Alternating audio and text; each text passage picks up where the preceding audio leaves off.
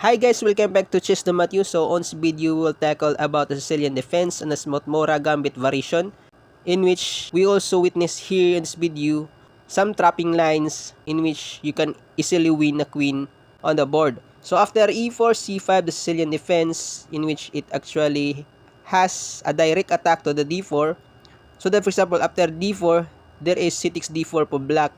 And here the white here tries to gambit a pawn after c3. So that for example, after d takes c3, there is knight takes c3, tempo for a development of piece.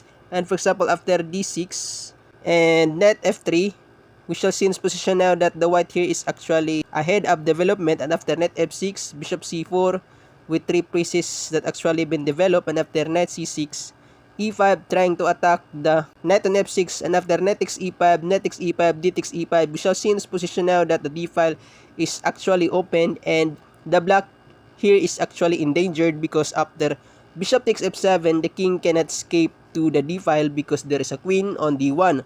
So after a forced move, for example, after king takes f7, there is queen takes d8, and the white here actually wins a queen on the board. So for example, after e4, c5, the Sicilian defense, and after d4, c takes d4, c3, although the black here is actually not obliged to grab the pawn, but instead the black here can try e5 to tries to defend his pawn, although it only has one defender versus two attacker. But after c takes d4, e takes d4, queen takes d4, there is a tempo of knight c6 attack with a development. And after the move queen to e3, again there is knight f6. And if the white here tries to cope up with development after bishop to c4, but there is knight to e5 attacking the undefended bishop. And again after a retreat to b3 square, but there's simple b6. And after h3, there is a bishop c5 move for the black that attacks the queen.